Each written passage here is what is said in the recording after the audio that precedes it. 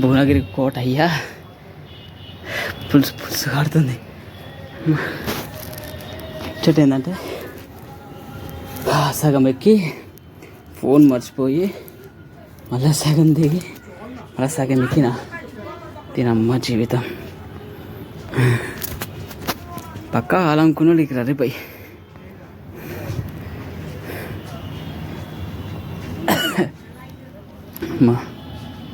నిజంగా పక్కా కాలనుకున్నారు. జిమ్లకు 1000 పెట్టే బదులు 10 రూపాయలు పెట్టుర్రి. 10 రూపాయలు పెట్టి పొద్దుగాల రోజుకి ఒక్కసారి పైనకి ఎక్కి పైకి దిగురి.